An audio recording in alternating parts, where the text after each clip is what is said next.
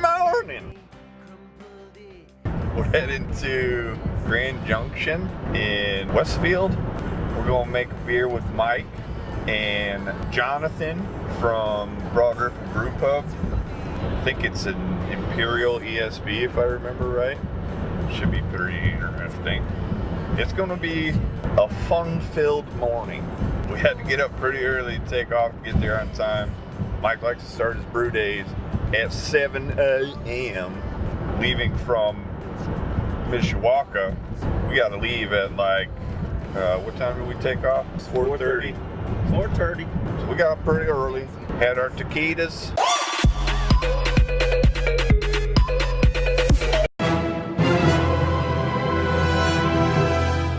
Hit the road. It's gonna be a three-way collab between Cardinal, Junction, and Broad Ripple Brew Pub. And we might have a couple special guests today. We'll wait and see. We'll see how it goes. Buy it. The police are getting up, hitting protesters underneath their knees. They whack us with the towns like they are trying to stamp out the disease. Well, if you can't fed up, then you can't be it. Man, I suggest you get your ass out to the streets. Until the bankers take a bath, we will continue biting at them like fleas. Come on. We don't open till 4. Alright. Did you bring beer? No. That's why we're here. Alright, well, we can do that.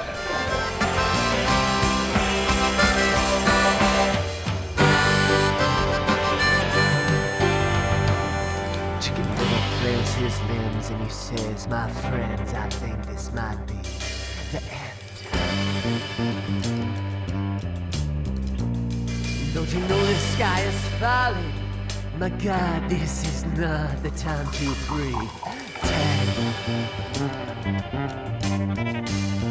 The elite clipped his beak and the butcher said,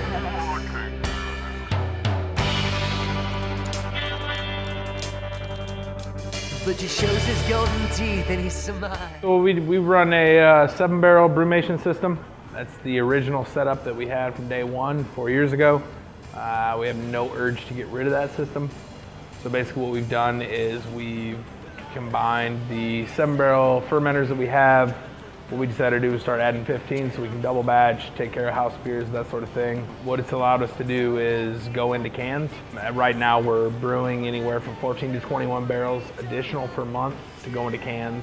When I started, we kind of pulled back from distribution. 90% of what we do goes through our taps.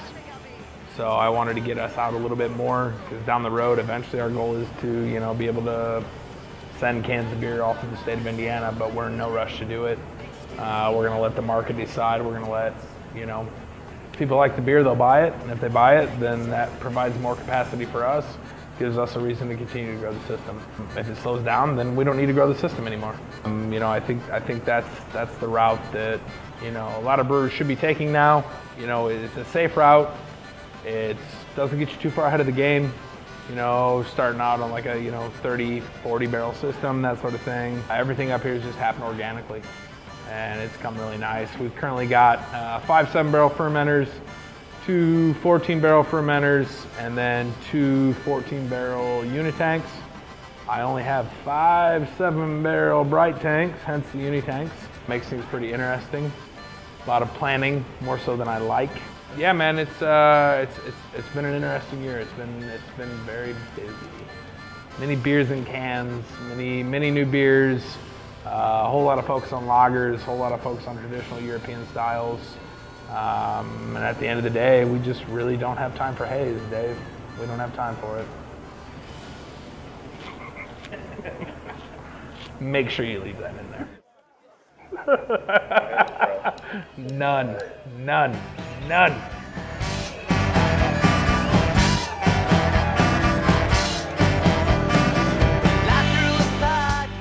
So Jonathan, So Mike, what do we make today?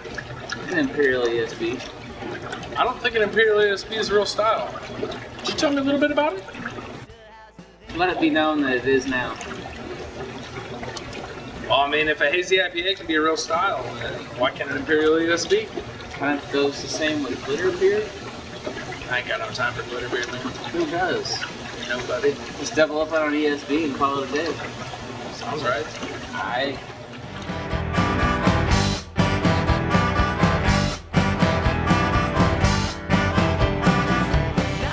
Hey John, can you tell us about the history of Broadway Brew Pub?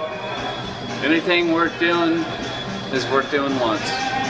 They take him to the Tremor and downstairs where noise band from Anderson. We're 4 years old now. We've had the pub downtown, Westfield, for the last 4 years. Full restaurant, serves all of our beers, 13 taps plus one cider and or mead. And we opened up this facility, the tap room, last St. Patty's Day. So this St. Patty's Day was a year for this new facility. Before that, we were brewing off-site, basically a garage. We're now brewing here, 7-barrel system.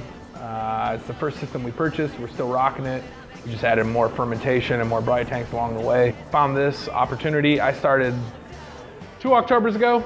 The day I started, we unplugged the entire brew system, threw it on a box truck, and moved it over here. And then I spent 6 months building this entire facility out.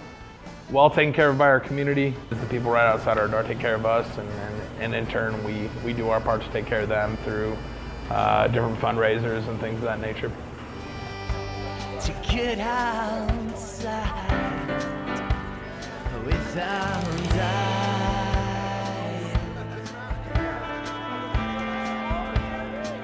Oh yeah, I try to find a way. Hey Dave, you about ready for a beer run? Yeah. Without dying.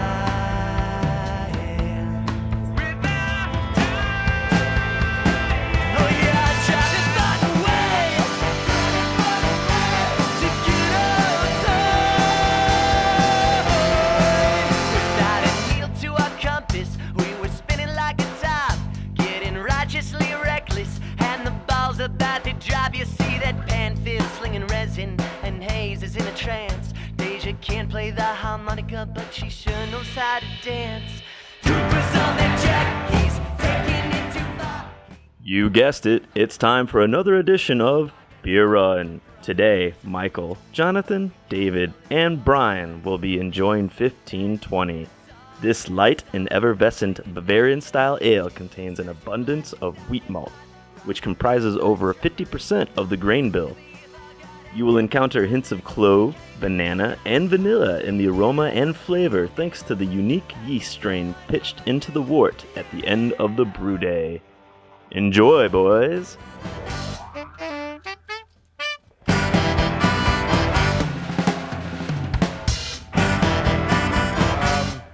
I never brewed my entire life before I got into this industry. I did some alcohol auditing for an independent company for about 2.5 years.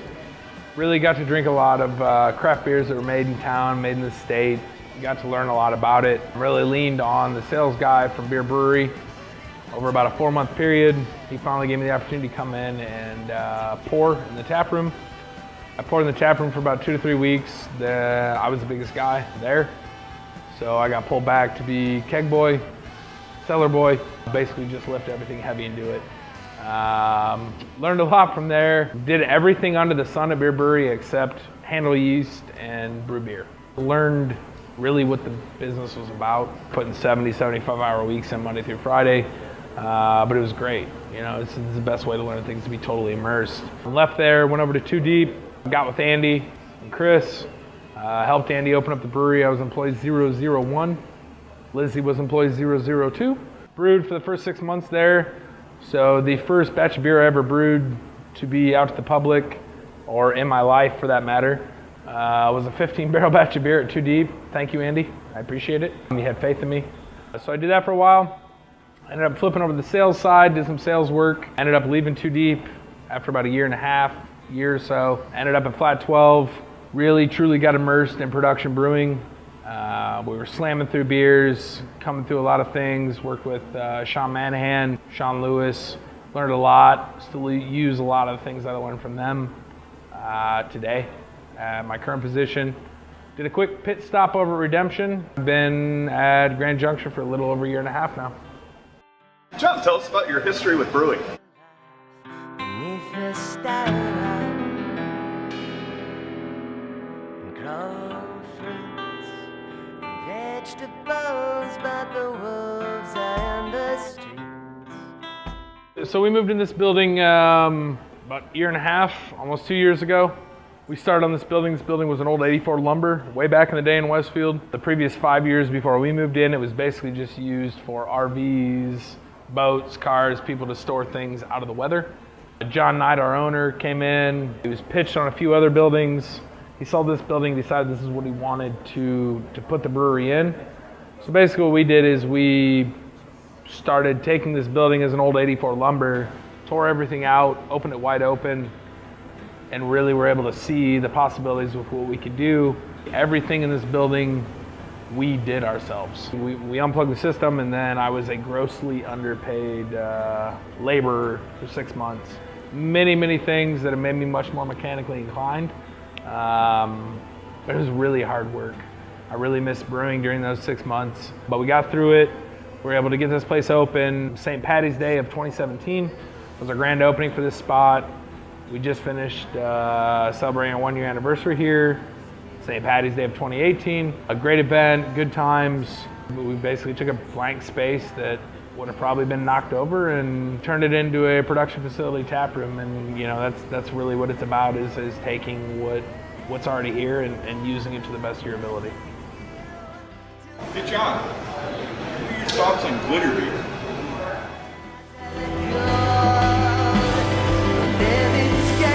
But the wolf is at my door, and I think he is feeling violent. I can hear him through the boards. Oh my love, we must keep silent if he gets into the house.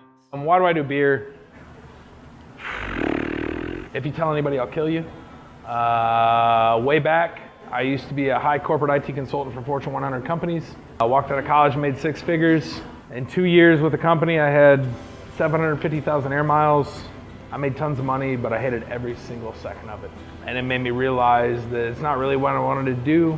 When the economy kind of took a downturn, I got laid off over the phone after giving them everything I had. At that moment, I realized that I was never going to sit in front of a computer again. I absolutely refused to do it. When I left that job, we were still out in Phoenix, moved back to town. I did every job under the sun, man. I was a mailman. I laid pavers, drainage work, an alcohol auditor. I bartended, I served. I did anything that I could do basically to not sit in front of a computer again. Worked my way through the brewing community. Many people know me as a brewery whore, but I finally found a place to settle in. John's great, Charlie's great, they get it. They let me do my thing. And that's what I need. I'm here to make good beer. I'm here to make it clean. I'm here to make it right. And if it's not, it won't hit the taps. I love what I do, and I do what I love, and that's why we do it. It's about the love. If anybody tells you brewers make a lot of money, they're full of shit. You're never gonna be a millionaire doing what we do.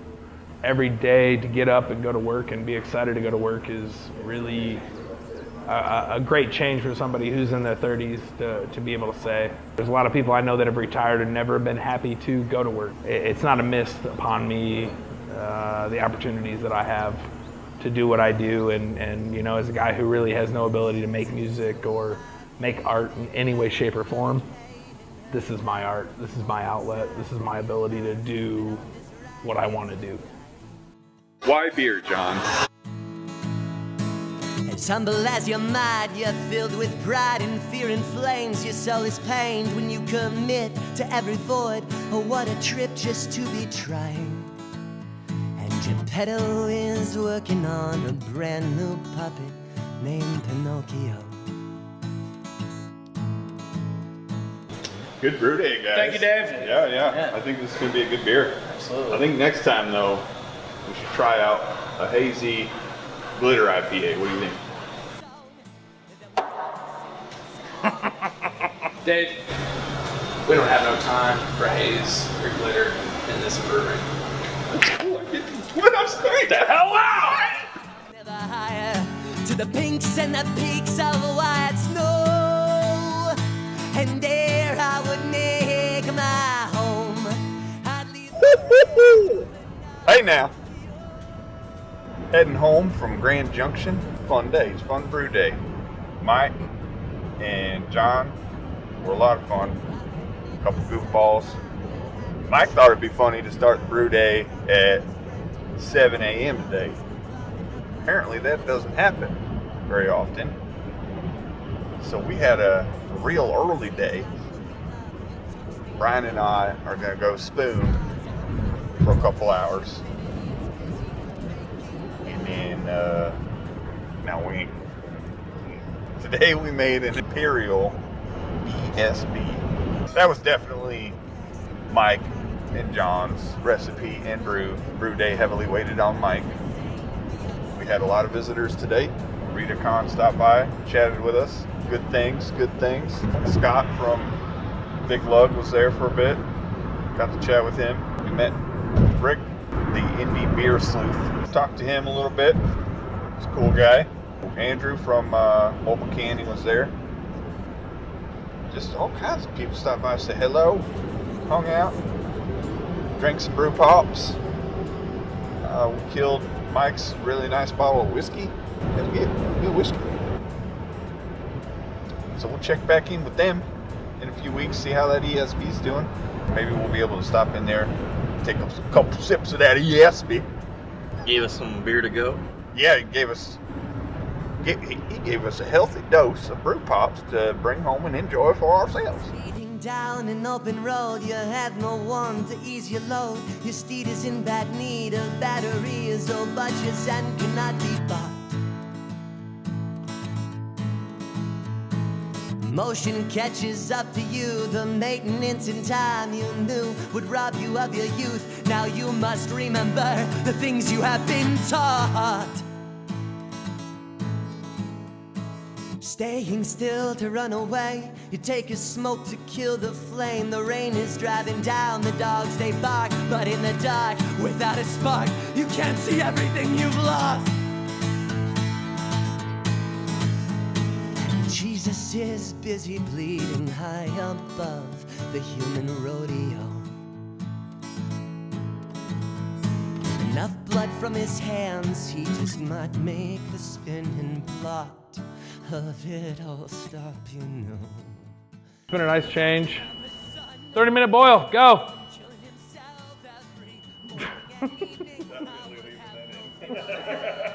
Go! Hey, stop taking video of this, or I'm not signing off, and you have nothing. Oh, we already signed off when you showed up. That was part of the rules I didn't tell you about. No, I signed up. No.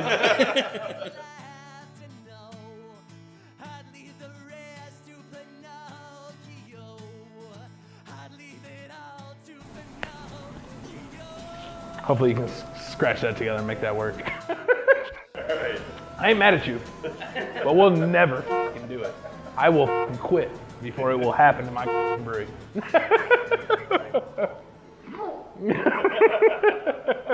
I refuse! I refuse!